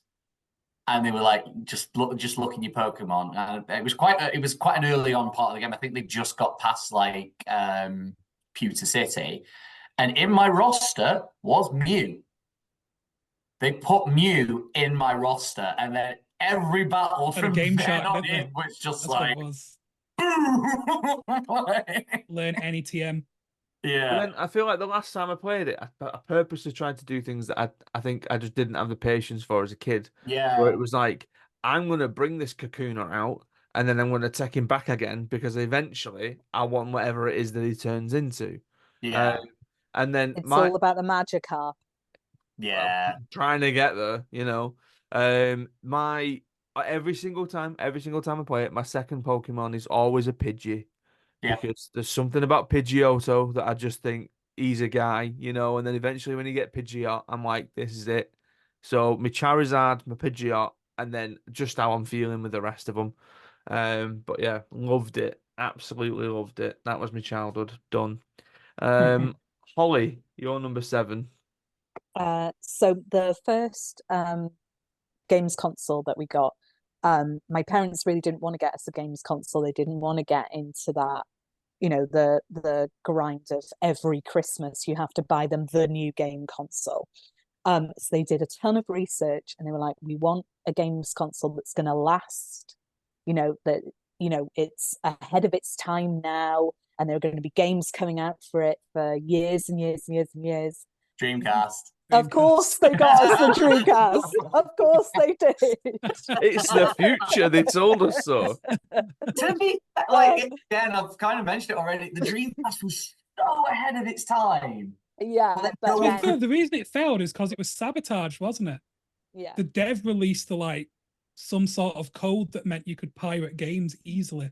Like an Well, angry dev released that to the public. all So of they my just games were never- no one could make pirated. games for it because it was just so advanced. I did the Like, same thing with the GameCube, hmm. where it was like, that's going to be a thing that's around for a while. I'll have a GameCube for Christmas.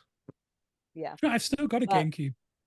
But there is some there are some games for the Dreamcast that just live on in my heart forever. For my 30th birthday, my brother and sister went to the exchange shop and bought me a Dreamcast and 2 games.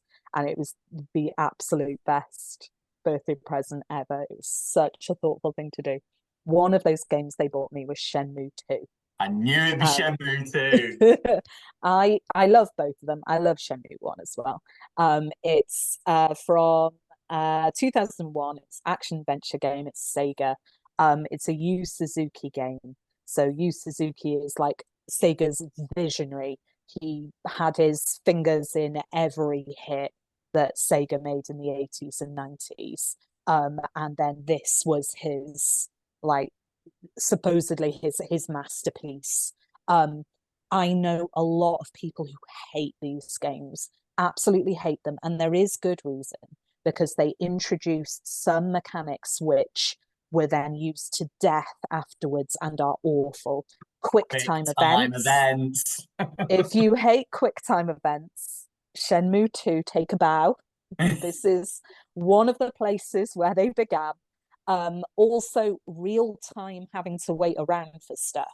So, time, there's like a little clock in the corner of your screen, and time just goes while you're doing the game.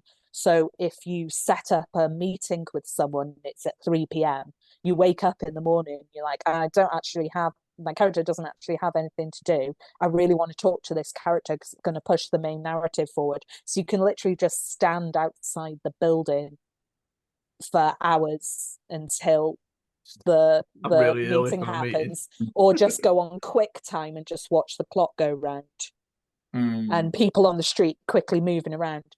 But there was just a sense of freedom for a game that is linear. It is not open world in any way. It doesn't really have side quests. It's one story. You're after vengeance because your father was murdered. Your father was a martial arts expert, and he was murdered, and you're following the trail of his murderer. You don't find him in 1, you don't find him in 2, but you're following his trail. In the first one, you're in Japan. In the second one, you're in Kowloon, which is a part of Hong Kong. And you are speaking to a lot of martial arts experts and things like this. But you also need to eat and sleep. So you need to earn money. So you need to get jobs. So quite a lot of the game is spent like driving forklift trucks to get some money so that you can sleep. So that the next day you can get up and drive forklift trucks and then go to a meeting at 9 p.m. with a martial arts expert who's going to show you how to catch leaves in the air as they fall down off a tree. But that's a quick time event, so you have to keep doing it over and over and over again. But we love this game so much. It even has the fake out quick time event where the barber holds a cutthroat razor to you, and it shows the button prompt. And because it's been conditioning you to press the button as soon as it is, you press it, you react, you push it out, and then he holds it to you again. He's like, "You're not ready," because he's meant to be teaching you some lesson about restraint, and you're not meant to push it. And it's like, "Screw you, game. That's not fair." It's you get this job, or you can get multiple jobs, and then you waste all of the money in an arcade, or try to win all the money back by arm wrestling some like dodgy looking bloke outside a warehouse. Like there is a lot of freedom in this game for a game that has you on pretty narrow rails. It just evokes the place so strongly. I'm very lucky. I've worked in a lot of different countries, so I've had the opportunity to travel to a lot of different countries, and I've been to Japan a few times, and it feels like Shenmue. Like it is so well realized, the places in that game, that you just get at least I did a massive nostalgic rush just walking around streets in Tokyo, like, oh my god, this is like the game, oh my god. Yeah, it's a very, very nostalgic game for me, but it was groundbreaking in its time and has some haters, but has a lot of love going towards it as well. Nice. Right, last ones for this first half. So our number 6 is Michael. Do you want to kick us off with your number 6? Yeah, my number 6 is the type of games. So it's Mass Effect 2 is the game that is my number 6, and it was a real toss up between this and Dragon Age. I decided I can't have both in because it's basically this is the sci-fi one and Dragon Age is the fantasy one. Sci-fi usually wins out for me, and Mass Effect 2. And I think the Mass Effect, the entire trilogy, and this happens in Dragon Age to an extent, where the choices in one game affect what happens in the next game. And there's choices you can make in number 1 and number 2 combined that lock or open certain endings in number 3.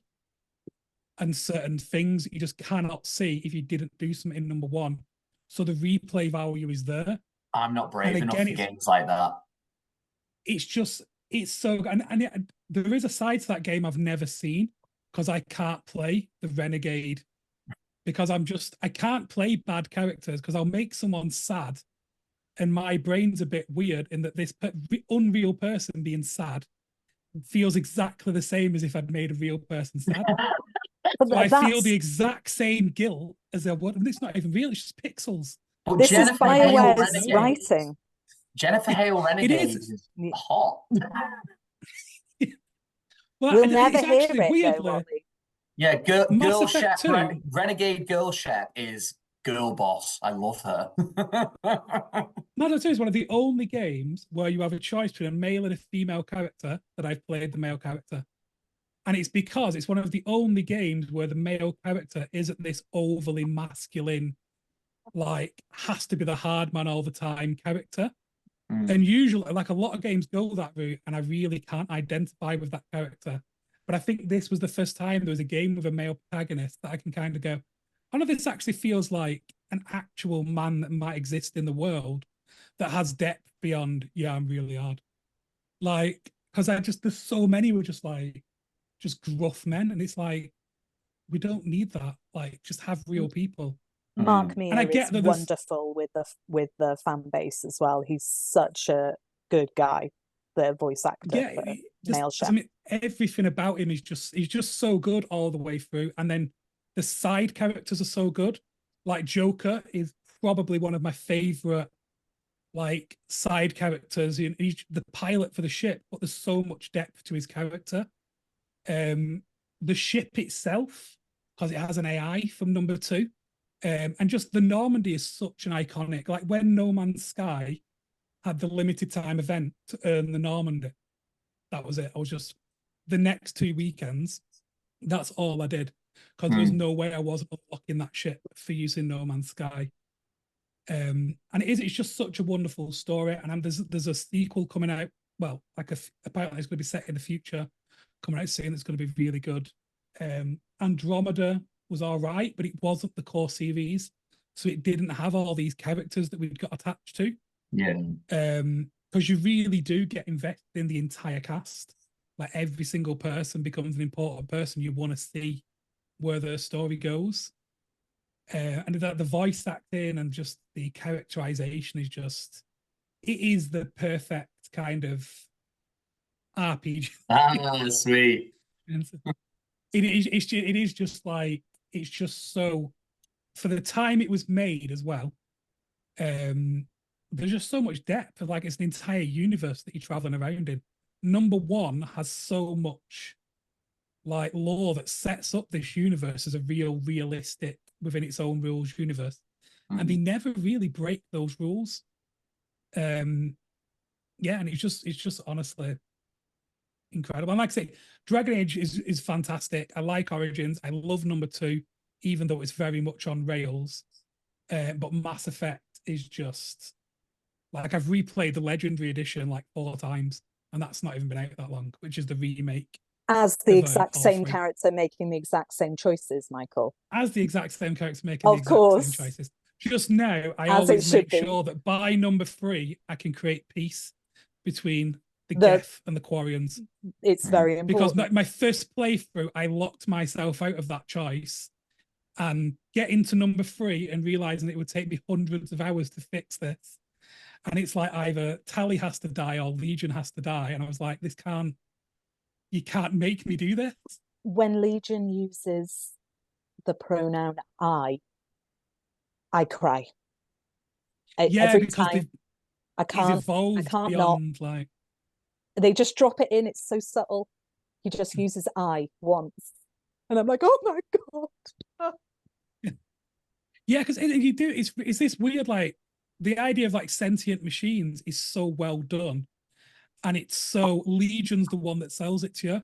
Legion's the character that goes, no, actually, they're not just robots. They are alive. They do have wants and desires, but also the Quarians are just fighting for survival. It's a mistake they made, and they were in the wrong, but now they're just fighting for survival. And again, it's that morally grey. No one's right and no one's wrong at this point. But it's so good. And I think it's one of those things that I think anyone who likes RPGs should experience that trilogy, because it's just so well crafted. Nice. My number six. I don't know if you guys will remember HMV when it was on Market Street, towards the top where Primark is now in Manchester.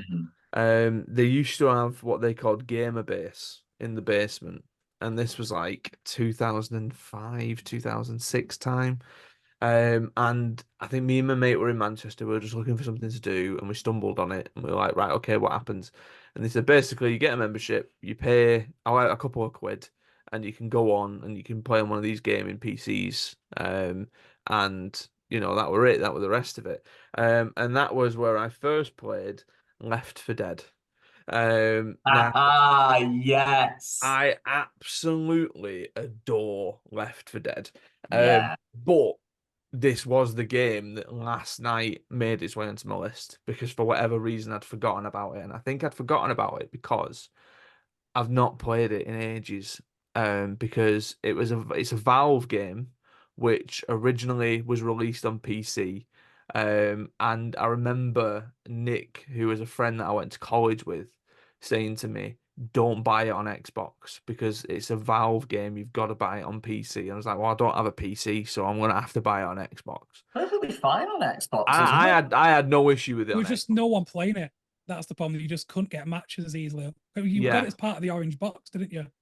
Or yeah. was it a standalone Left 4 Dead? Was it in the Oh orange no, no, no! box? It was a standalone Left 4 Dead. Yeah, yeah, yeah. I got it as part of it, and there was just no one. Same with Team Fortress 2. There was just No, no, like yeah. Team Fortress 2 has players today on PC, but on Xbox, you just will never get a match. Well, I made most of my time on Left 4 Dead. I did the campaign, did all that kind of stuff, and then it was more playing survival on offline co-op with like Amy played it, like my mates came round and we played it, and it's the simplicity of it is just a zombie shooting game. You are just killing hordes of zombies, but then it's the adding in things like a tank and the music playing, and you're like, oh, there's a tank, It's procedural, isn't it? You never play in the same game twice. Yeah, a Co-op shooter boomer would genre appear. completely. You've got to push the boomer back before you can shoot it, because otherwise, if you get infected, if you get, I think that increases the horde, the hunter, the witch, the crawler, A all this kind witch. of stuff, the smoker, like every little aspect of it, it just like cues in your head of the sort of the little motifs of music that'd get you going, and you're like, right, okay, we need to be careful with that. We need to be careful with that. We need to be careful with that. Like the second one's good, but I feel like it did that thing where it overextended itself in there. They tried introducing too many weapons. They tried introducing too many new characters. They tried introducing too many new different infecteds. Whereas for me, it was just pure Left 4 Dead, the first one. Absolutely loved it. I know I can still play it probably on Steam and stuff like that.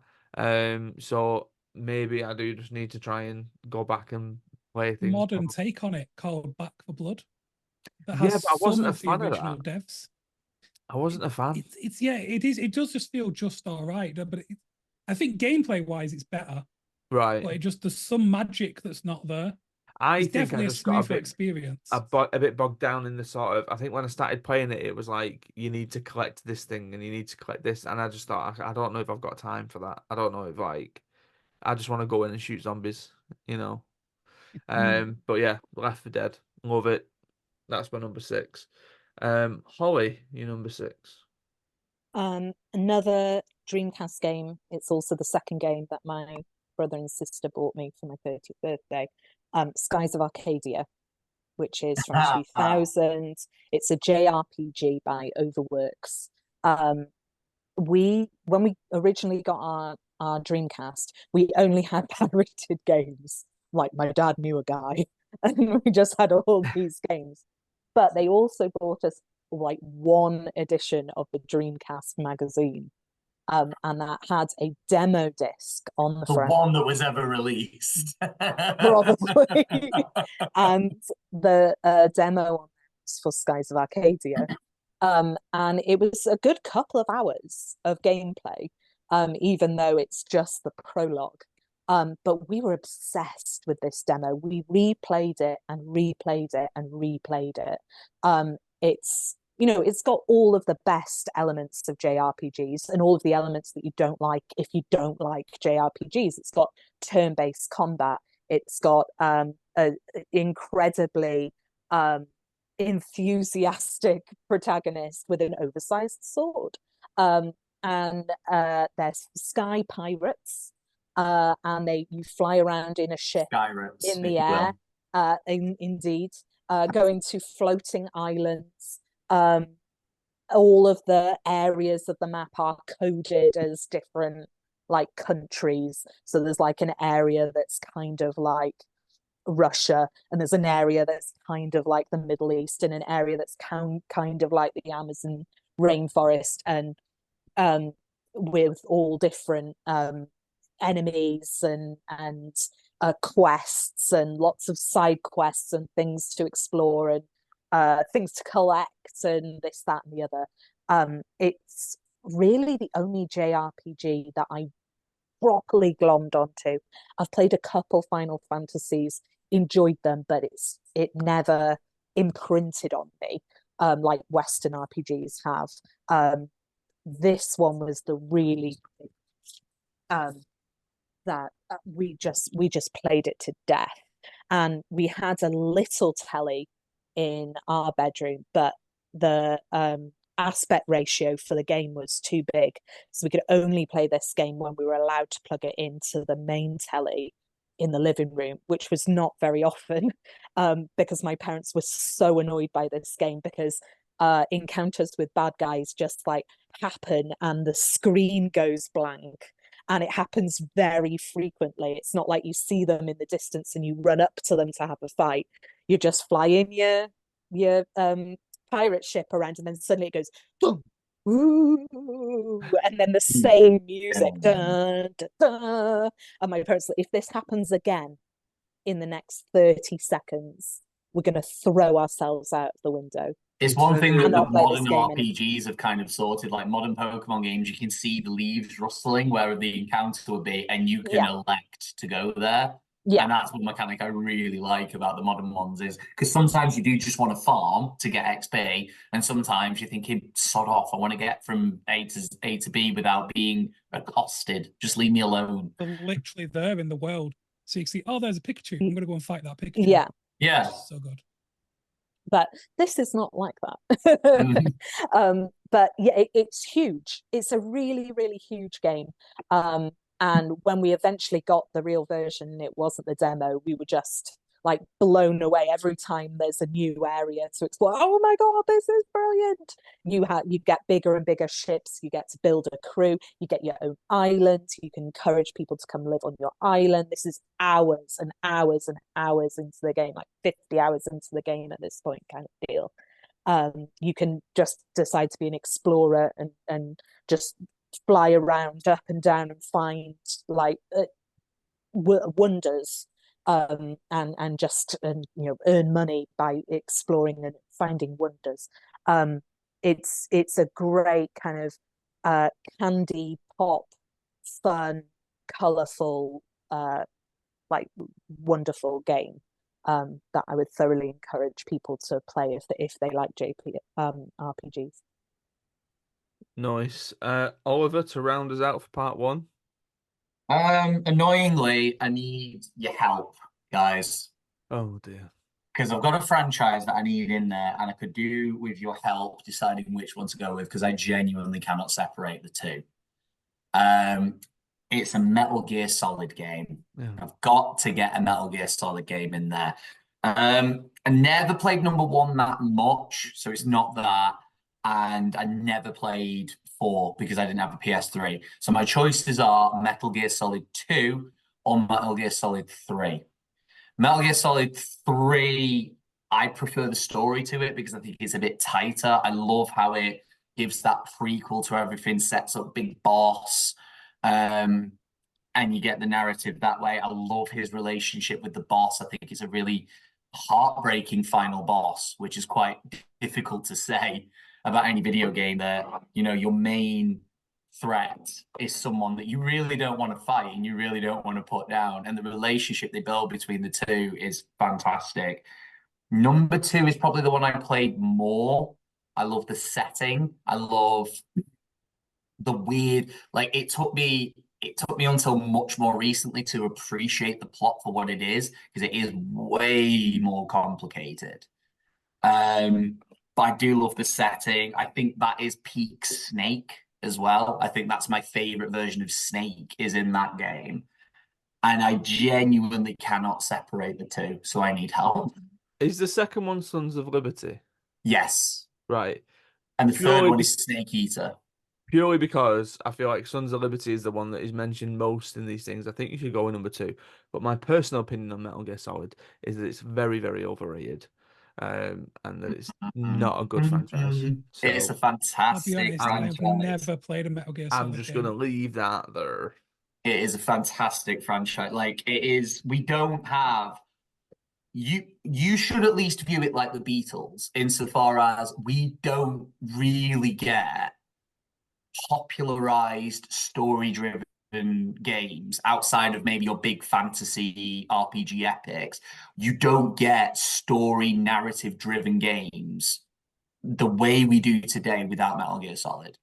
Like that was the first game to do it really that absolutely blew up. And yeah, And that first one especially, it is a little bit janky to control, and that's why I'm not. That's part of the reason I've not included it. Some of those little nuances and some of the little Hideo Kojima quirks of how you can solve problems. I love in the third one that you have a legendary sniper boss battle, and you can get around it by saving your game, waiting 2 weeks, and then when you boot the game up again, he has died of old age.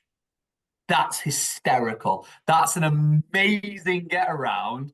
But otherwise, what is a really complicated boss battle of trying to counter snipe it. Like the thought that goes into it, the detail that you don't even consider because it's a Hideo Kojima game, like the things he gets in there and the little funny Easter eggs that he gets in there as well. It's just it. I love the vibe of the Metal Gear Solid games. I love their sense of humor. I love the story behind them. I love that they just feel like playable anime and the kind of themes that they delve into and how complicated that plot can get. I think the one I did write down was two, but the more I thought about it, the more I thought I love the gameplay of three, though. I love the kind of camo mechanic where you've got to change your camouflage to blend into different environments. And I kind of like that even your suppressors on your guns are something that are a resource and you can wear them out and make them useless. I love that you get rewarded for non-lethally taking out the bosses by getting like camo with really good perks on it and stuff like that. Um, like one boss as well, you can distract by wearing a face mask that is a disguise of someone that he really likes in a quite a creepy way, and you can get a few free hits in by wearing that at the beginning of the boss. Like, yeah, I love the Metal Gear Solid. I think I'm going to go with two because that is the one I sank a lot more time into. Okay. You got David Hayter as well. Without David Hayter, we don't have the X-Men films. Yeah, I mean, it's you made the Beatles argument, and my response to the Beatles argument all the time is, well, that's great, but I don't have to like them. Yeah, fair. So, you know, right, that's it for part one. Uh, did we have relative brevity? I don't know. Clock says 2 hours and 4 minutes. We're gonna be back soon with part two, where we'll do our top fives and maybe get some more crossovers. But for now, stay safe, look after each other, and we will see you next time.